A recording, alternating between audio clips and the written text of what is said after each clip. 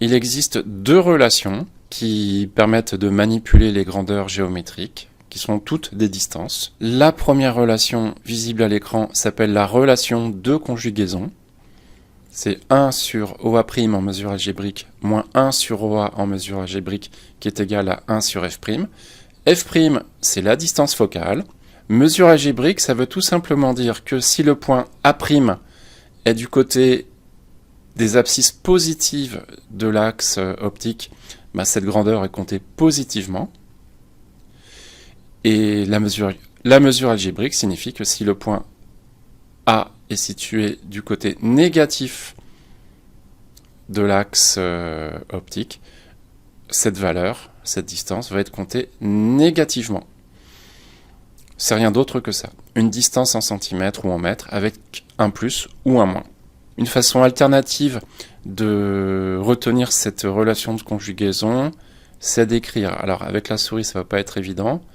1 sur OA' en mesure algébrique égale 1 sur F' plus 1 sur la mesure algébrique de OA. Voilà, ça permet d'avoir la distance a priori inconnue, OA', à calculer directement à partir d'une somme des inverses de la distance focale et de la mesure algébrique de OA. La deuxième relation s'appelle le grandissement. Par définition, c'est le rapport de la mesure algébrique de l'image A'B' à la mesure algébrique de l'objet AB.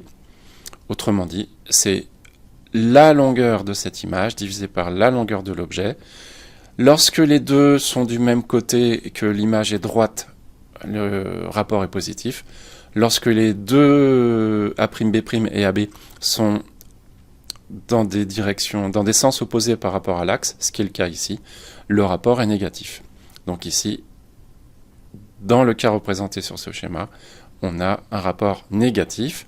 Et en utilisant le théorème de Thalès, en l'occurrence, on a très rapidement que le rapport A'B' sur AB est égal au rapport de la distance OA', qui se mesure sur l'axe, à la distance OA, mesurée sur l'axe aussi. La remarque sur le signe positif ou négatif reste valable. Donc ceci s'appelle le grandissement.